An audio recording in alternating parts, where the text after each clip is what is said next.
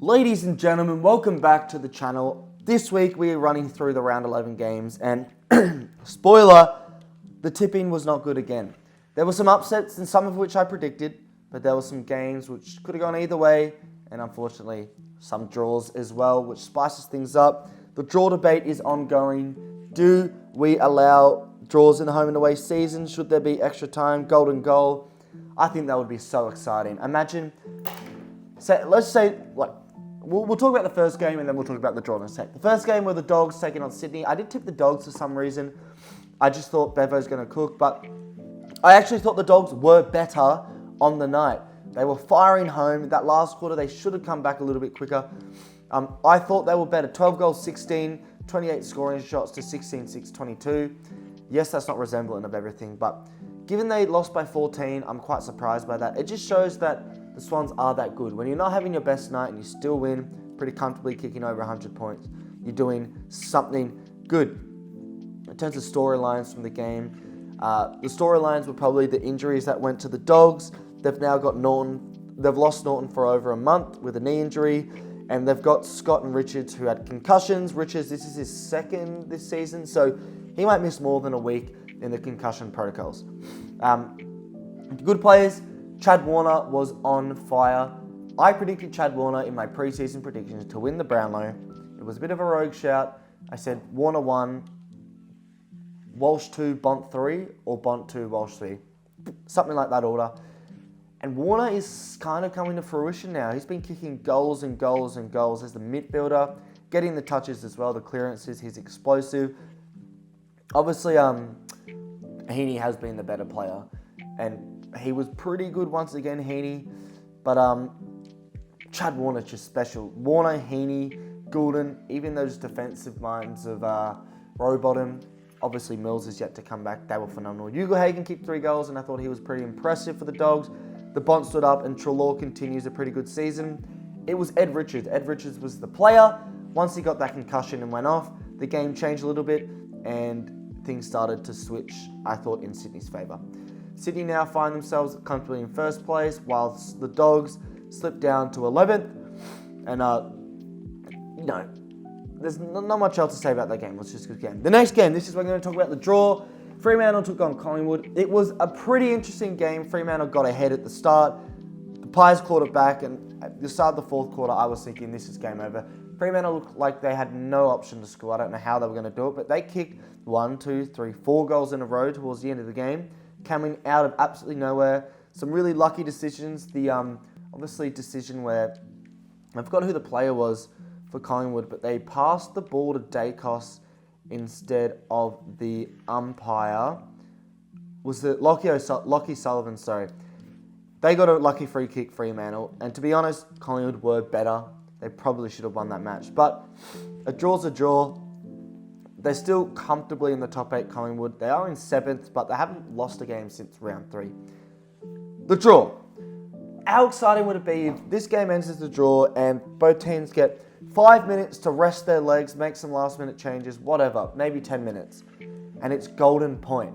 It is golden point. Who can win the clearance? Who can get the first point? Not even a goal. Golden point. I think that would be phenomenal. Players that were good. Dacos was great. Pretty much Dacos. Dacos was so good. Watching that last quarter, you just knew he was going to be the guy, and he was. He got over 10 touches that last quarter. Super influential. And for the Fremantle Football Club, they're just outside the 8th and 9th. But both teams were pretty defensively impressive. Just the attacking things weren't that great. Next game, we'll move swiftly on from this game, but North Melbourne got dominated by Port Adelaide. 59-point victors Port Adelaide were, who find themselves comfortably in the top 4. North Melbourne without a win. In terms of plays that were good, Horn Francis I thought was absolutely phenomenal. He was cooking a different spliff against his old team. Holy shit, they will be not regretting because he was going to leave anyway, but North Melbourne will be thinking, fuck, could we have done more to keep this guy at the club? Because Horn Francis is looking like he could overtake Butterton Rosie as their best player. Other players that were good, Marshall was good, Davies Uniacke was good, Sheasel, Jerry's still great for North, the ruckman, getting many hit outs. Pretty routine win for Port Adelaide. And let's move on to another routine win for Carlton. It was looking somewhat dodgy throughout the match, but that last quarter, Carlton put their foot down and said, "Suck yourselves, we are winning this match." And they kicked away, and they won. I always thought they were going to win. It was some really interesting battles between the likes of Curnow, McAndrews, players that were really good. I thought Walsh was pretty great, getting 30. Walsh and Cripps carrying that midfield right now. They need support. They really need support because they can't keep doing this. Gold Coast didn't have many great contributors. Usually they have, like last week, the midfielders were going off. They had like 5 players with over 30, but they didn't have the same thing now. And Gold Coast, I think, are just not quite in that top 8 fashion yet. They are in 10th place now. Carlton in 8th place.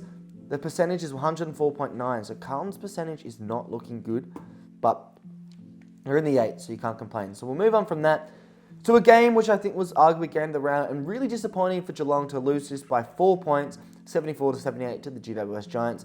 GWS Giants have not lost at GMHBA since 2019. It is their home away from home. I don't know what it is about Geelong and GWS in Geelong, but Geelong never win there, and Giants always win there. It was Toby Green with the decisive late goal, which got the lead to the Giants, and they'll be disappointed. In Tom Hawkins' record-breaking game, knowing they've lost 3 in a row, they want to bounce back.